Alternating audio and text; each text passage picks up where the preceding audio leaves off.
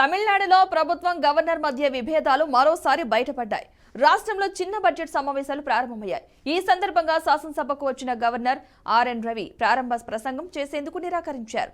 కొన్ని పేరాలు అభ్యంతరకరంగా ఉన్నాయని, ఇవి చదివితే రాజ్యాంగాన్ని అవహేళన చేసినట్టే అని అన్నారు. సభ ప్రారంభానికి ముందు తర్వాత జాతీయ గీతం ఆలపించాలని ఎన్నిసార్లు సూచించినా పట్టించుకోలేదని అన్నారు. జాతీయ గీతాన్ని ప్రభుత్వం గౌరవించలేదని ఆరోపిస్తూ నిమిషాల వ్యవధిలోనే సభ నుంచి వెళ్లిపోయారు.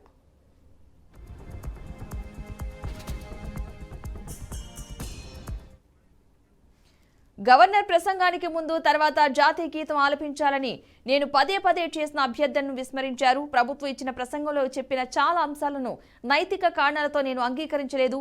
వాటి విషయంలో విభేదించేతాను. ప్రసంగంలో వాటిని పేర్కొంటే రాజ్యాంగాన్ని అపహాస్యం చేయడమే అవుతుందని అన్నారు. అందుకే ఈ ప్రసంగాన్ని ఇక్కడితో ముగిస్తున్నాను అంటూ గవర్నర్ సభను వీడారు.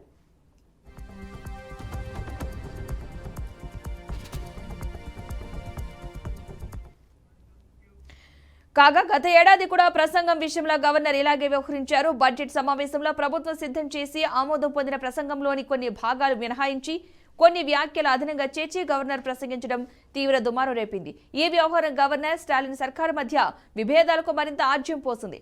తాజాగా మరోసారి ఆయన ప్రసంగించేందుకు నిరాకరించడం తీవ్ర చర్చనీయాంశమైంది.